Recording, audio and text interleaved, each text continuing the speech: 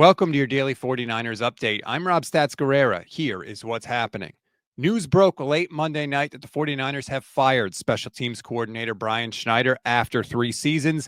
The move was largely expected after his unit was a disaster for the 49ers in 2024. They had the second worst special teams in terms of DVOA, the second worst kick return team, the fourth worst field goal and punt units, and the fifth worst kickoff coverage team. In fact, the best, quote unquote, that this special teams did this year was the punt return team, which was the 10th worst in the entire NFL. In fact, Schneider's units never finished higher than 15th in DVOA throughout his entire 49ers tenure. To the audio portion of today's show, the Niners cleaned out their lockers yesterday, and Brock Purdy finally addressed his contract situation. You know, for me, at the end of the day, I want to win. I want to win for this organization and everybody here. I'm not the kind of guy that wants to have any kind of drama associated with anything. I'm here for this organization, for my teammates in the locker room, and you know, I want to be very professional about it. We play professional football for our living, and you know, I want to keep the main thing, and not get distracted by all the chaos that can go on within it. But I want to just be clean about it and respectable, and you know, get something done and get back to work.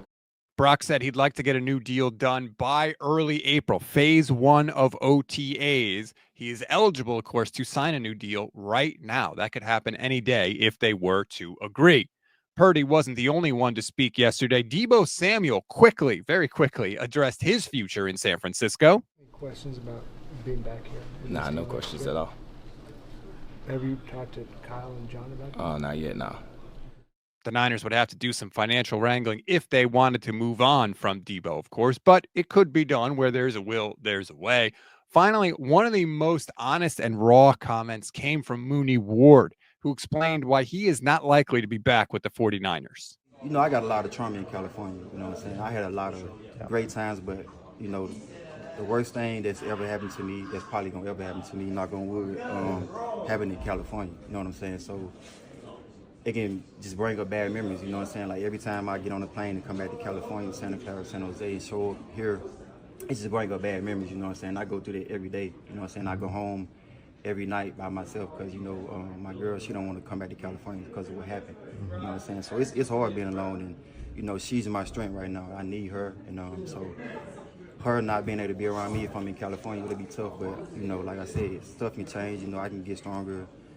The Ward family suffered unimaginable tragedy last season, so it makes perfect sense why he would want a fresh start. Mooney actually said he would suffer from PTSD at times, and he would be under so much stress that he would start vomiting. That is just some of what he went through coming back from that unimaginable tragedy last season with the death of his daughter. It's incredible that he even came back at all, and we wish Mooney Ward nothing but the best going forward.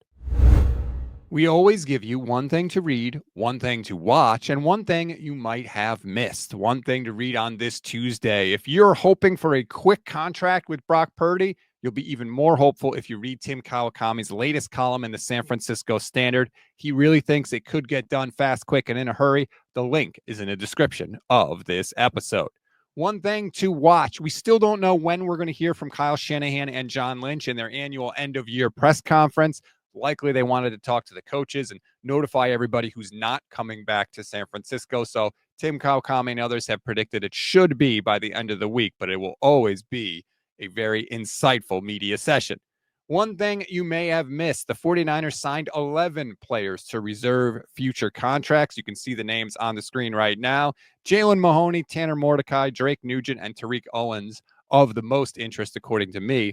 All the players ended the season on the Niners 2024 practice squad. That's a wrap on today's 49ers in 5. Please rate, review, and follow the Gold Standard Podcast Network wherever you get your audio pods. Like and subscribe to the YouTube channel as well. Click the bell so you know when we're live, which is after every Niners game, after all Niners breaking news, and, oh, by the way, every single weekday. Enjoy your Tuesday, everybody. I'm Rob Stats Guerrera. We'll talk later today.